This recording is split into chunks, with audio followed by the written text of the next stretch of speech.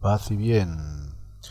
Buenas tardes o buenos días, que el Señor los bendiga.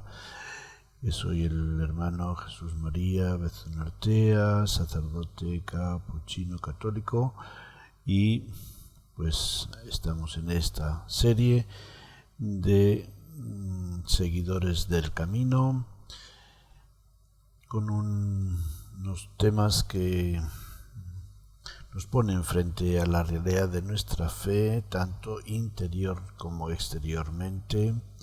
Estamos ya concluyendo estos temas, quizá este sea el último, y esperamos que después de Navidad podamos comenzar otra serie semejante. Bueno, pues en esta serie de seguidores del camino, y con el título más específico de la agonía o lucha de la fe en nuestra vida personal, comunitaria, social, pues el último tema que quiero tratar es la fe ante el pluralismo religioso, de cara o frente al pluralismo religioso. Vamos a ver, quizá a algunos les va a resultar un poco raro, porque este tema del pluralismo religioso tiene varios aspectos que espero explicar lo más claramente posible.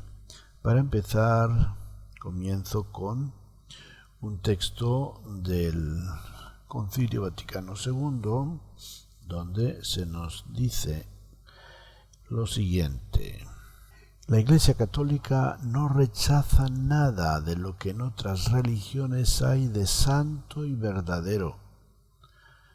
Considera con sincero respeto los modos de obrar y de vivir, los preceptos y doctrinas que, por más que discrepen en mucho de lo que ella profesa y enseña, no pocas veces refleja un destello de aquella verdad que ilumina a todos los hombres.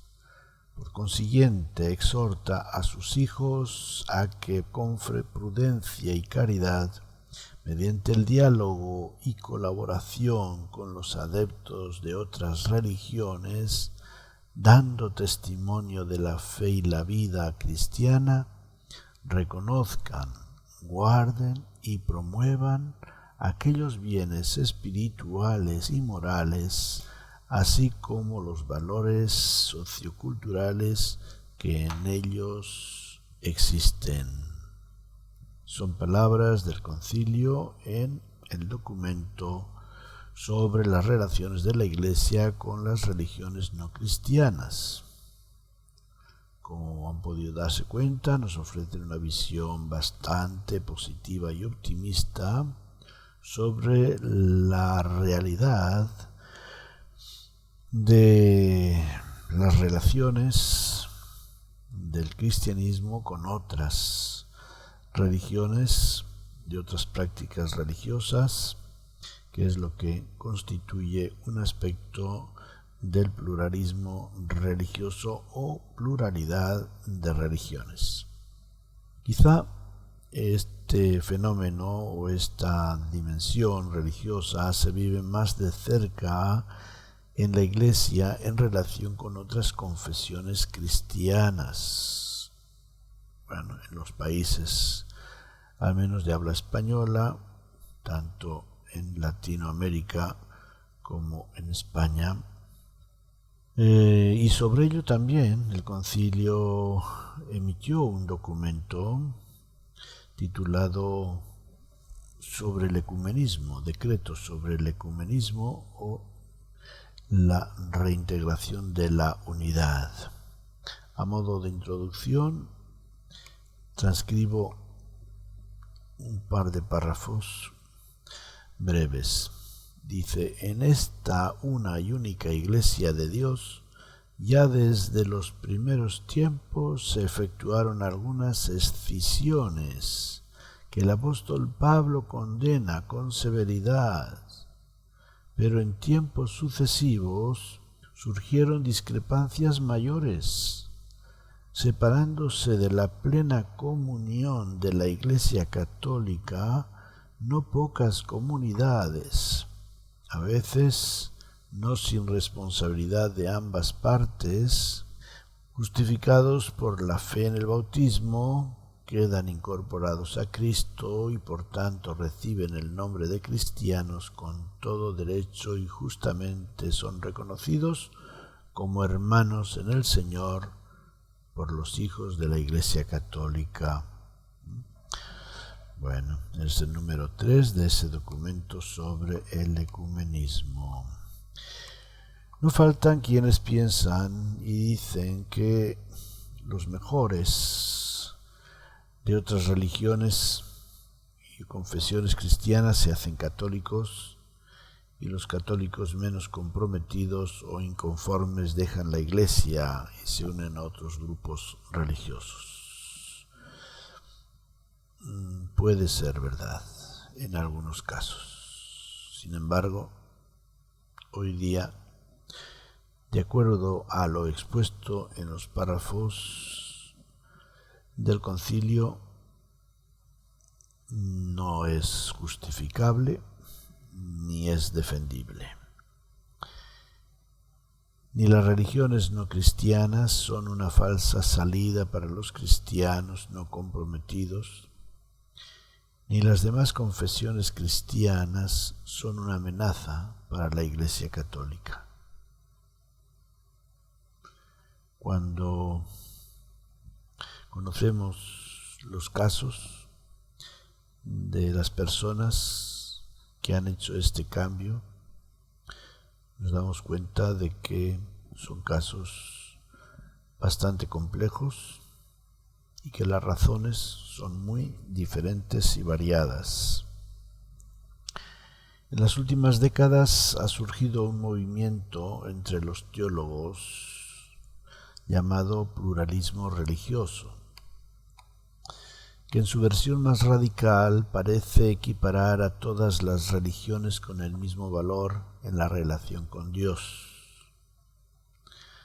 La base de esta opinión está fundamentalmente en la idea de que todas las religiones son reveladas por Dios, contra la opinión tradicional de limitar esta calificación solamente al judaísmo, al cristianismo y al islamismo. Esta opinión, pues, ha sido muy matizada por algunas conferencias episcopales de algunos países, donde se ha tratado de dar más a conocer y es muy cuestionable. Ciertamente que todas las religiones tienen una parte de revelación. Más aún se puede decir que parten de una experiencia de revelación o manifestación de Dios a una o a varias personas, quizá a un pueblo, en una cultura. Sin embargo, vemos que hay formas religiosas más desarrolladas, con más medios de doctrina y de ritos que otras, con más garantía inclusive de que ha habido una manifestación objetiva de Dios. Y eso es lo que ha hecho que las tres grandes religiones mencionadas se hayan considerado como las únicas reveladas, pues cuentan con un dato importante en común, que es el monoteísmo, y tanto el cristianismo como el islamismo tienen sus raíces en el judaísmo. Por otra parte, y cito textualmente a Manuel Olazagasti, antiguo profesor mío de filosofía, que dice: si el cristianismo no es religión, como va admitiendo paulatinamente la teología o los teólogos, más bien, hemos de pensar que no ha venido a suplantar a ninguna religión. Ni Jesús ni el cristianismo entran en competencia con cualquier experiencia de Dios. Jesús, hemos dicho anteriormente, no funda una religión diferente, sino que asume las tradiciones del pueblo en que vive, introduciendo cambios sustanciales tanto en la doctrina como en el culto. Conviene recordar que el concepto de religión tradicionalmente hace referencia a la relación que el ser humano trata de establecer con Dios, con un Dios o con su Dios. En el caso del judaísmo y del cristianismo, vemos en los libros del Antiguo Testamento que es Dios quien inicia la historia de la relación, desde la creación, pasando por la promesa del Salvador y la liberación gratuita de los descendientes de Jacob en Egipto, para llegar al envío del Mesías prometido como Salvador. Basta recordar la conversación de Jesús con la mujer samaritana sobre el culto que los samaritanos y los judíos ofrecen y practican, cada grupo en su propio monte, así como las palabras de Jesús a los suyos. En esto conocerán que son mis discípulos, también han oído que se dijo a sus padres, pero yo les digo.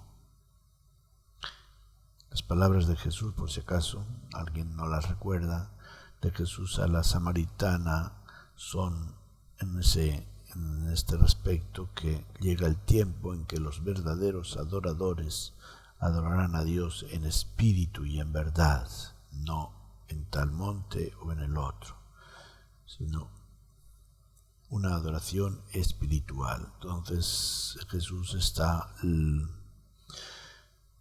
lejos de constituir una religión de ese tipo como nosotros nos la estamos acostumbrados a verla, con una serie de prácticas, normas, obligaciones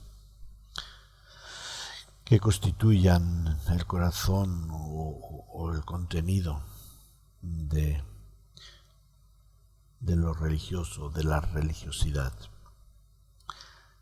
Si recordamos lo que ya dijimos anteriormente en relación a la Reforma Protestante, no se está hablando de una competencia, de que estemos compitiendo entre dos formas de cristianismo, sino de unos intentos de reformar el gobierno de la Iglesia, así como de puntualizar y purificar ciertos puntos de doctrina dogmática y pastoral. Al no llegar a un acuerdo, porque no se dio la voluntad de diálogo, sino de contestación mutua, se produjo la escisión o división con quienes durante siglos nos hemos visto como adversarios y los hemos llamado herejes. En las últimas décadas, después del Vaticano II, hermanos separados. Una fórmula que parece ecuménica por tratarlos de hermanos, pero al llamarlos separados, los estamos calificando de culpables de la división. Si Jesús nos dejó dicho que viviendo unidos, el mundo creerá que Él es el enviado, el Mesías esperado, el Salvador, ¿cuánto querremos entender que la unidad entre cristianos es fundamental como garantía de ser su iglesia, como garantía de ser creíbles en la vida y en la evangelización? Es hermoso leer algunas palabras del concilio en el documento sobre el ecumenismo, pero contrastándolas con la realidad de nuestras relaciones eclesiales, vemos la distancia y la incoherencia entre lo que se dice y lo que se vive.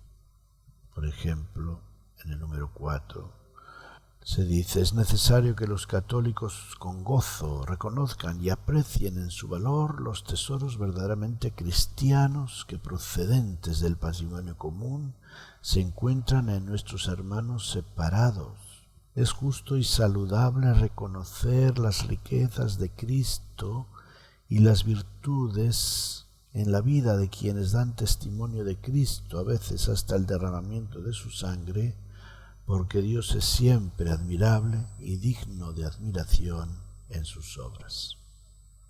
Hasta aquí la cita del documento.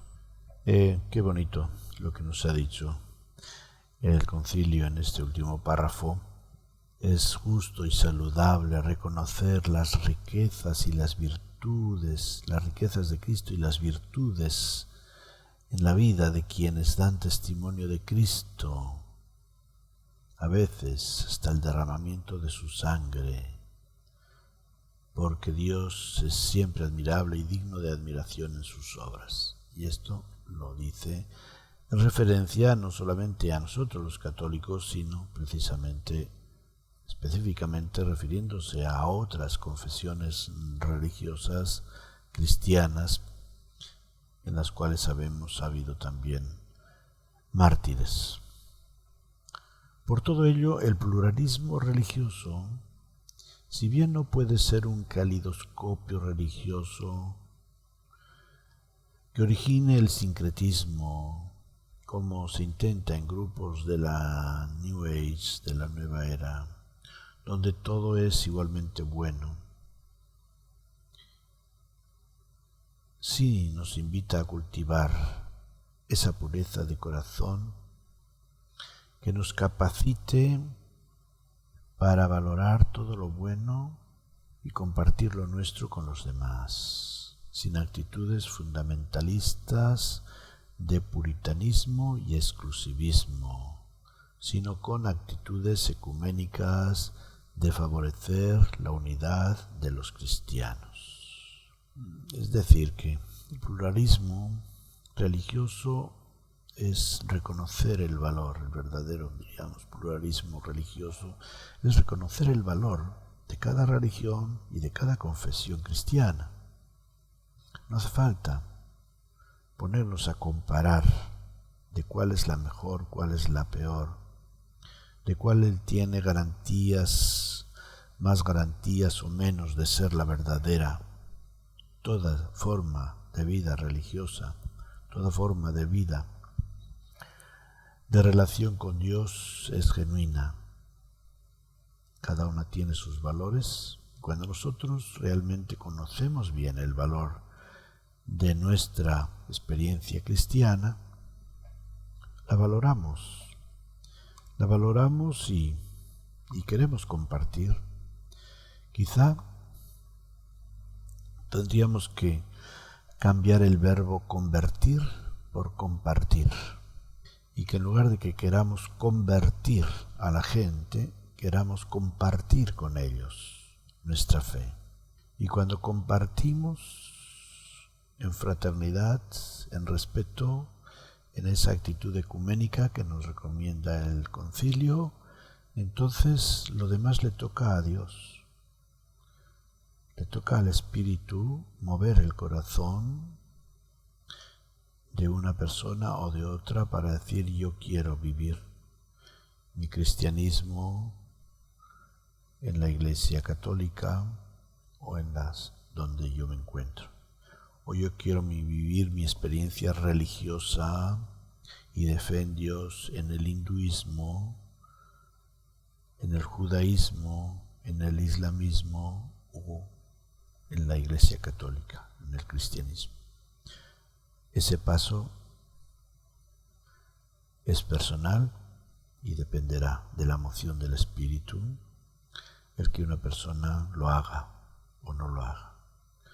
Por eso, el verdadero pluralismo religioso nos lleva a tener una actitud ecuménica de reconocer el valor de toda experiencia religiosa y cristiana y compartir unos con otros los valores que tenemos.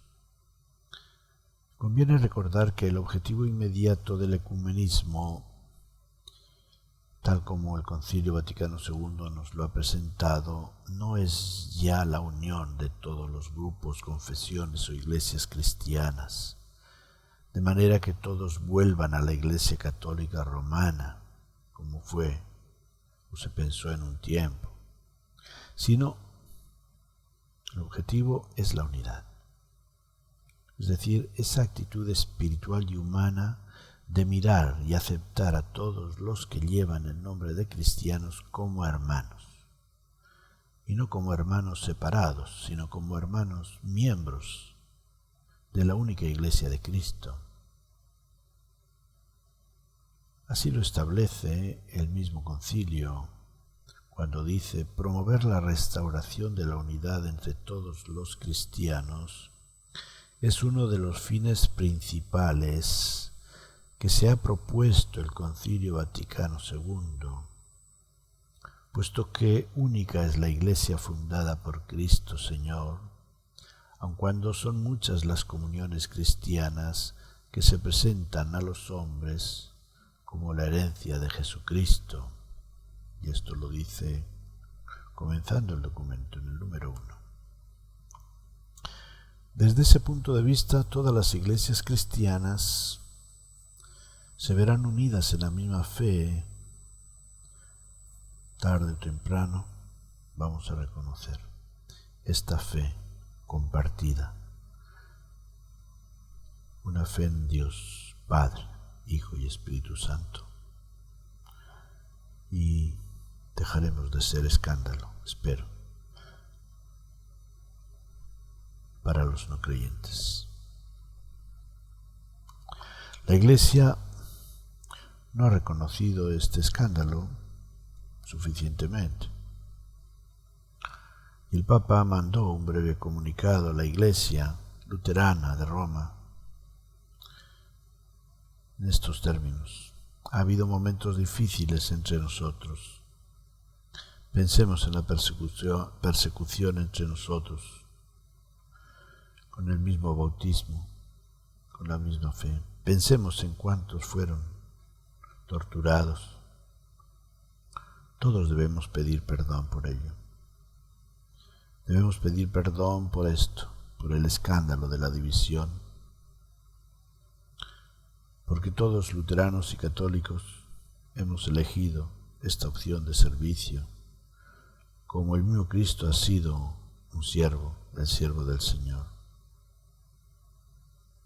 Y en lugar de servir al mundo como luz, ya hasta aquí llega el Papa, y añado, en lugar de servir al mundo y administrarles la luz, la buena nueva de Jesús, pues nos hemos entretenido en luchas y disputas internas entre católicos y no católicos de distintas confesiones.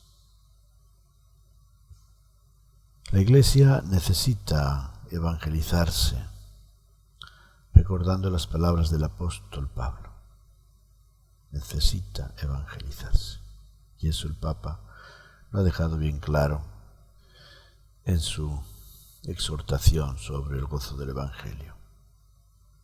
Para salir a evangelizar necesita evangelizarse y necesita llevar por delante bien claro en su mente y en su corazón que hay un solo cuerpo y un solo espíritu y que hemos sido llamados en una esperanza, en una misma esperanza. Una misma esperanza de nuestra vocación cristiana expresada en un solo bautismo, una sola fe, un solo Señor. Puesto que todos los bautizados en Cristo han sido revestidos de Cristo, hemos sido revestidos de Cristo porque todos somos uno en Cristo Jesús. Son palabras de San Pablo en la carta a los Gálatas, capítulo 3, y en la carta a los Efesios, capítulo 4. Necesitamos meditar mucho estas palabras de San Pablo Entonces, pues no sé, el pluralismo religioso, sin querer crear un panreligiosismo en el cual todo es igual, nos dará la oportunidad de valorarnos. Todos conocemos el fenómeno de la globalización y nos damos cuenta de que si bien trae ventajas en muchos aspectos de la vida social, sin embargo trae también muchas desventajas de pérdida de la identidad cultural. También pues podemos decir que el pluralismo religioso tiene su punto obviamente benéfico. Por una parte pone de relieve, como diría San Pablo en el capítulo 11 de su carta a los Corintios, quienes son de probada virtud entre nosotros al encontrarnos con otras personas que piensan diferente. Pone de relieve también la riqueza, como ya hemos mencionado antes, la riqueza espiritual a través de la cual Dios se manifiesta a las personas. Y pone de relieve también nuestros pecados, porque esas divisiones y grupos se han originado normalmente por nuestra falta de fraternidad, por usar una sola palabra. Decía yo antes que hablar de hermanos separados, pues es decir que ellos son los culpables porque ellos se separaron. Pero a veces puede tener más virtud el que se separa, el que se va, que el que se queda, porque tiene más valor el que arriesga una vida nueva que el que se afinca en sus 13, en lo que dice, en lo que cree, y no da de ninguna manera su brazo a torcer. Creo que son puntos importantes que los tenemos que pensar para no juzgar y no condenar, sino abrazar a todos aquellos que de una forma o de otra nos digan que creen en Jesucristo o que creen en Dios, porque toda manifestación religiosa y toda manifestación cristiana es una gracia y una oportunidad para vivir el ideal de una humanidad bajo el cuidado y el amor de un Dios que es Padre de todos y que quiere que todos gocemos de eso que llamamos salvación, que gocemos de esa riqueza de vida que Él nos ha manifestado y enseñado en su Hijo Jesucristo. Que el Señor nos siga alentando, animando y fortaleciendo nuestros corazones para trabajar por la unidad y la reconciliación, por la reconciliación y la unidad entre todos los creyentes. Paz y bien. Y feliz Navidad si es que escuchan este programa antes de Navidad.